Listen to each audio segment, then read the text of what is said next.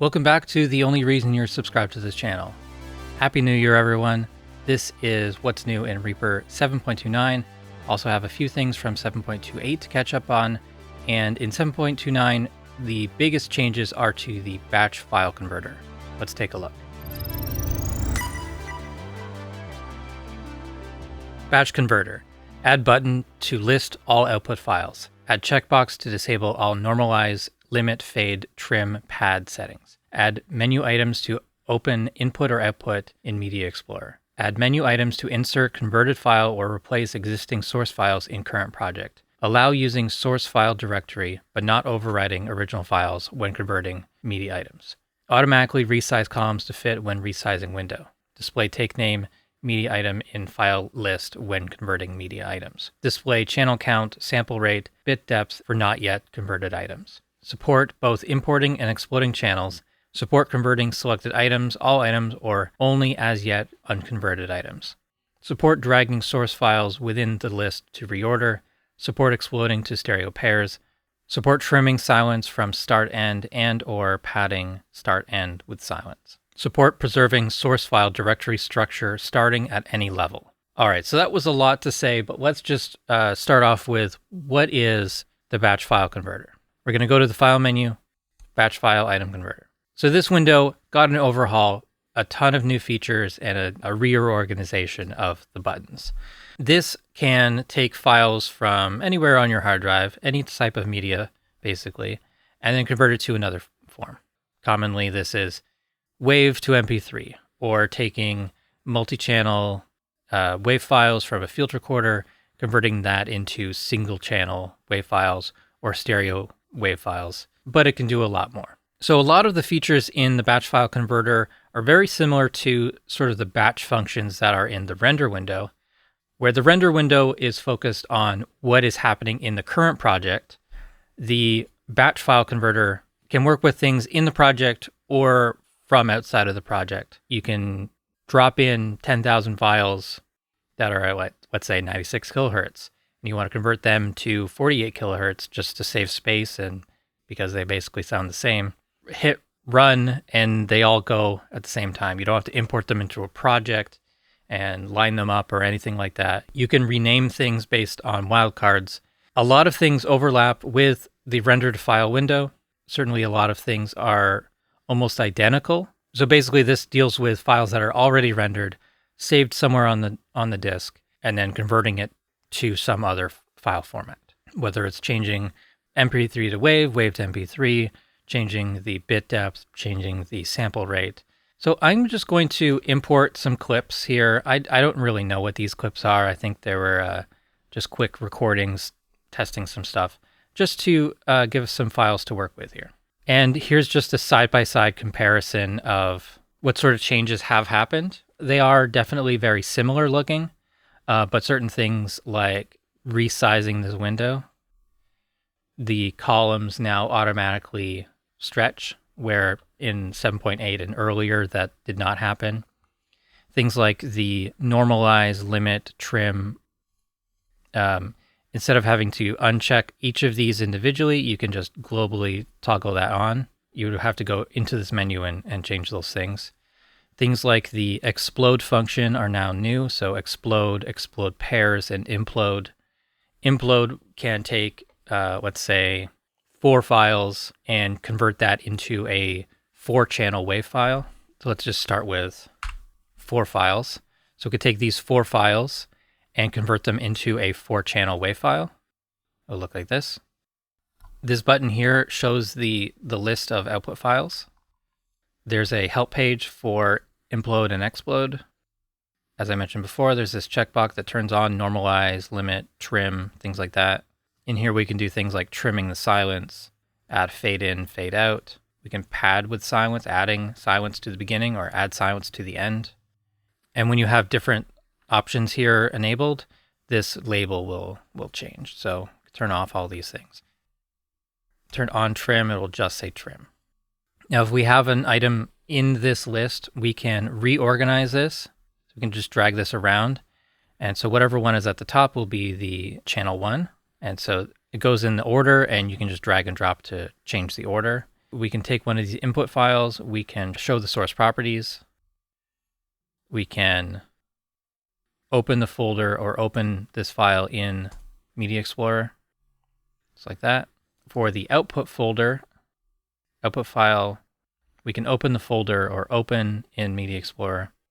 Let's grab a file, drop it into the project. We can take this file, and with this file selected, click on Add, and then we can select that media file or add that selected media file to the list. I'm going to take it off of implode and set this to do mono. So in this case, we'll make 5 mono files. Let's start off with a file that I have prepared here. What is this? This is 24 channel file. If I go to explode, this will make 24 mono files, as you see here in this list. And the file name will add in C1, C2, C3 for the channel. But I can also set this to explode pairs. And so this will be each channel in pairs to create 12 files. And the file name will show C1-2 for channels 1 and 2. So let's go ahead and explode this file, and we will put it into the source file directory, which is the Reaper media folder, and we'll just hit convert all. It's very quick. And so here is the 24 exported files. I'm going to import them, same time position on separate tracks. And there are those 24 WAV files. Now I can see here that some of these are blank. There's no data on them, so I could actually remove them. And then let's remove this completed file. Let's select these files, add selected media items. And now with this function, we can set this to implode. And this will now implode these files to a more optimized 17 channel WAV file. So source file is going to use basically the first name. So let's just change this to drums merged or multi. We can also do $chan, I think it is. And in the output path, multi 17. $chan will do the number of channels. Now, if we are not using the source file directory, we could choose a different folder. So I'll click Browse.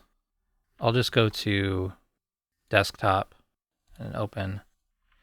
And this is kind of an interesting new function here. So if I click on Use Source File Directory Structure, it's going to take the original source file and use this sort of file structure for this. So clicking this button in the middle will go all the way up to the top level to the C drive, or we can kind of add in each folder.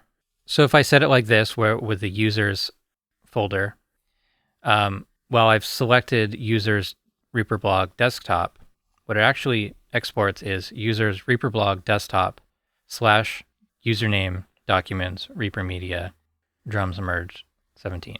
So it's going to take the original folder structure that was there, where the source was from, and apply those folders to the new destination path.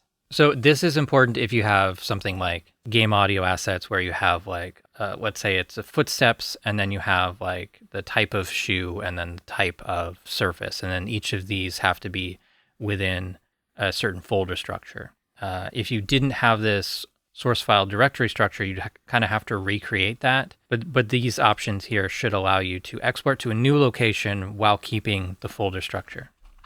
Because you can actually import files from multiple locations, import folders and subdirectories in here as well. Pretty cool, pretty useful. All right, so saying all that, let's start the convert. And now I can take this output file. Actually, we can add it directly to the project, which will be on the selected track at the cursor. And there is the 17 channel WAV file version of what I started with, which was a 24 channel file with silent channels. You know, I've just got rid of all those silent channels. That's probably about it. These are pretty powerful changes for the sound design community. And yeah, it's really great stuff. The implode and explode stuff is great for field recorder work. And like I showed, if you have like stems that are multi-channel, but they're silent channels and you want to remove them, this is a great way to do that as well. Add option to show item properties button when take phase is inverted. Separate media item appearance and media item button pages. All right, so preferences.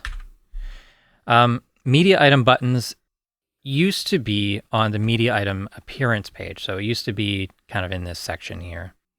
And it started to get a bit cluttered, so they've moved it onto its own page. The new function here that we'll find is item properties if phase inverted. Clicking OK.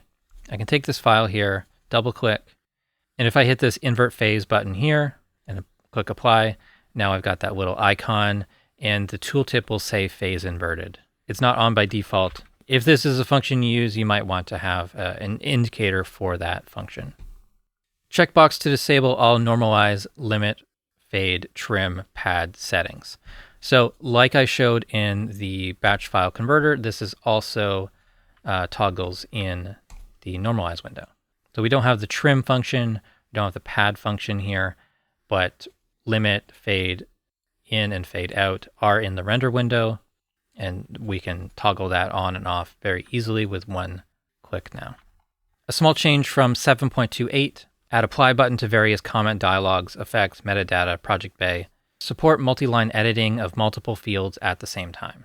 So if we click on add new metadata and then click metadata, we can open multiple windows for these. Description, yeah. So like description and comment, we can type in here and we can click apply to show it here. Clicking OK closes that window, which makes it easier to copy and paste between multiple fields and get things perfect, and we can type in multiple lines, right? And then click OK. So that sort of multi-line comment window and the apply button, OK, cancel, this stuff is new. We'll find that in the metadata. We'll find that in the project bay, in the comment section here. This is a floating window. Okay, we can't have multiple for within same metadata sort of thing. But yeah, we can have that there. So I can have a comment window for an effect. So this is the main thing. And then okay. And then this window, I do have the comment section hidden. So that would be plugins, show comment field. Okay. It's not in the floating windows, but it is in the other thing. This window can have the comment window pop up.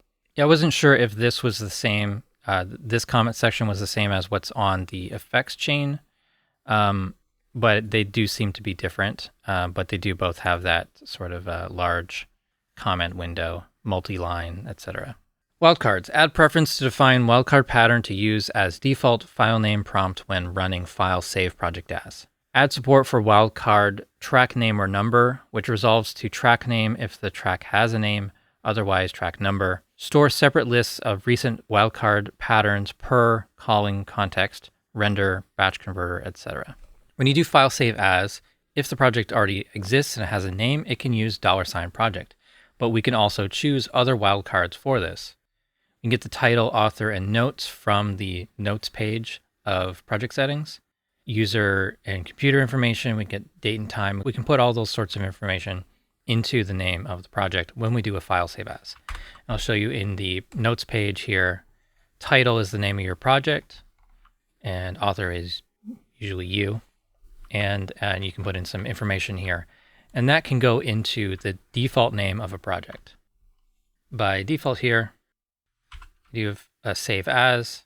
It's going to be untitled because this project is untitled. But if I go to this project and then go hit this, it's going to default to the name that was already there. You can always change this, add information, using wildcards or not. But this is just sort of your starting point. When you hit save on a project that's already been saved, what do you want it to autofill? Kind of neat. So again, with the wildcards, we've got recent wildcard patterns. Now these wildcard patterns are different than if I used wildcards in the batch file converter. And that new wildcard is track name or number. So if I'm rendering selected tracks via master and I have track 1 selected and it has no name, I do $, track name or number. You actually don't even need to type it all in. But the file name will be just 01. That is track 1. If I select track 2, that will automatically change to the name of the track, contact, multi-example, converted, C1. So that's a pretty useful thing if you don't feel like naming your tracks, or also file name for recording. So recorded file names, I have mine set to $track, but I actually might change this to track name or number. Apply that. And so if I record on this track that has nothing on it, let's hit record over here and then stop. This file name is not just nothing, it's at least the track number. And using the Reaper defaults, it would have things like the track number, the track name, the date, and the phase of the moon, and just a lot of unnecessary, for me, information that is kind of tracked by the file system anyways. Just having something there prevents files that have no name at all and then get hidden by the file system. So that's why I always keep it as track name, and I think I'm going to change it to track name or number, because there are some situations where I'm recording something and I realized that I didn't give the track a name first. Actions. Add action to move edit cursor to start of next current beat, similar to next current measure. And this is from 7.28. Add actions to change project timebase. So action list, we're searching for next beat cursor.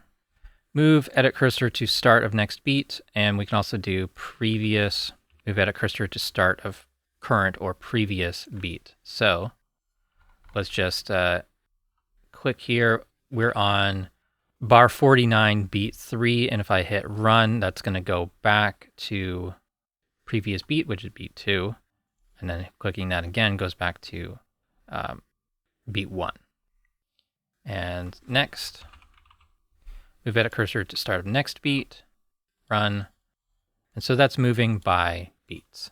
That might be something you want to have on arrow keys or a jog wheel, or you might want to have some mouse modifier plus mouse wheel as a way of scrolling the project, kind of always snapping to the grid lines. Also in 7.28 was the actions for setting the project timebase. Project timebase is very important for things like how items react to tempo changes. So if you import a file into the project and then you decide what tempo to have your project, do you want your items to change in length? Do you want them to change in position? And all of that is defined by the project timebase. So there's time, beats, position, length, rate, which is the one that shrinks and expands items based on tempo changes. And there's also position only, which kind of locks it into the bars and beats position that it was originally dropped into, rather than the minutes and seconds position. All options are good for certain situations. I would recommend, if you're doing stuff with free time recording where you're not using a click or anything like that, set your items to time. If you're using beat, bars and beats based production without using loops, then I would probably set this to beats position only. And if you are going to freely be changing the tempo and trying to figure things out as you go, position, length, rate, working with loops, this works great. Working with real live recorded stuff, not so much, because you might not want it to stretch. They're all very useful things, and you can find out more in the timebase help, which is an action here. It's a little help file here. With all that said, you can now set those from actions now which means that you can set it within custom actions as part of a script, things like that. And one final thing, ruler. When grid follows metronome pattern, highlight all primary beats in ruler. If we right-click on the grid lines button, we can set our grid lines to metronome. Now, if we open up the metronome by right-clicking the metronome icon, turn it on, we've got these different grid patterns. Let's set this to 2 or 2x. And so we've got these different metronome patterns. And the thick grid lines, these black ones here in my theme, are going to be the primary beat. So if I take those away, you can see here that there's no grid line there because there's no beat. So anywhere there's nothing filled in to the click pattern, you're not going to really see anything. There is sort of like a minimum number of every 2 bars, you're going to see a grid line regardless. So the default metronome looks like this, but that's with eighth notes. You can see the accented and unaccented notes there. But we could also have it more frequent with these grid lines. Why is that important? Because that allows you to snap to a certain pattern that's different than, the straightforward quarter note grid pattern. And that's it for this update. You are now caught up on all the changes to Reaper since the last video. If you missed any of the previous videos, there will be a link to the full playlist down below going all the way back to Reaper 5.0. So many great tips and features explained in those videos. So thank you so much for watching. You can support the channel by becoming a patron or a YouTube channel member. You can follow me on Facebook or Blue Sky, and visit reaper.blog for more tutorials.